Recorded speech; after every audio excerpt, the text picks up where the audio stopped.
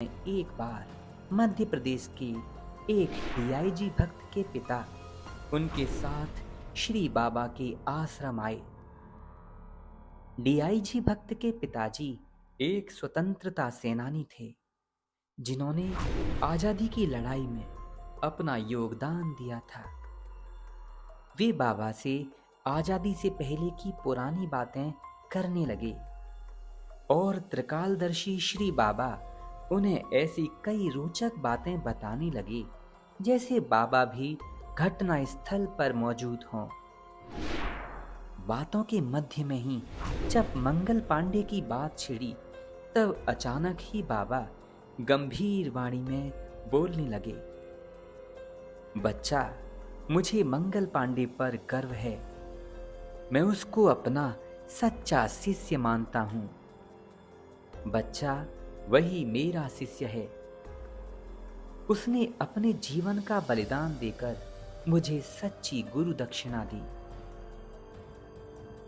बच्चा, मंगल पांडे मेरा खूब दर्शन किया है और बच्चा, मेरे उपदेशों के प्रभाव से उसके अंदर गाय के प्रति खूब श्रद्धा भावना थी। जब उसे गाय का चमड़ा मिला, ऐसा कारतूस दिया गया और चलाने को दिया, तब उसने सोचा कि ये फिरंगी हमारे धर्म की जड़ ही काटने पर तुल गए हैं। उसे बहुत क्रोध आया और उसी क्रोध में अंग्रेज अफसर पर उसने गोली चला दी और बच्चा, उसके इसी साहस ने क्रांति का रूप ले लिया। श्री बाबा आगे कहने लगे, इस घटना से अंग्रेजों को ये सबक मिला कि किसी देश पर राज करने से कुछ आर्थिक लाभ अवश्य होता है, किंतु किसी की धार्मिक भावनाओं के साथ खिलवाड़ करने का फल बहुत कड़वा होता है।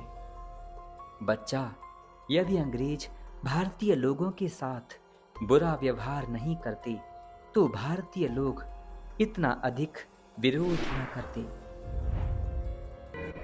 श्री बाबा ने और कहा, बच्चा, जब किसी बात की सत्यता सब भांति से प्रमाणित हो जाती है तब मान लेने में ही भलाई है और ना मानने वाले लोग वैसे ही कष्ट पाते हैं जैसे कोई नाव अथवा रेल में चढ़ने के बाद भी अपने सिर से सिर पर रखी बोरी का बोझ नहीं उतारता और कष्ट पाता है।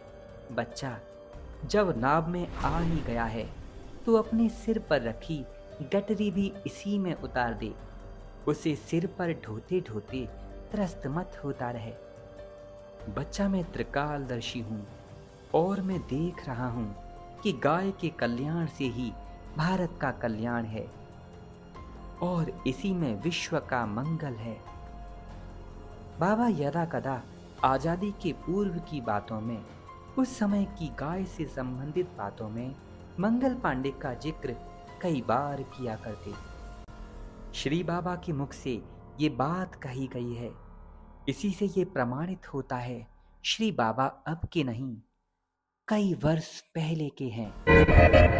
श्री बाबा अनंत हैं, वे अनंत को प्राप्त हैं, इसीलिए वे स्वयं भी अनंत हैं। राधे राधे।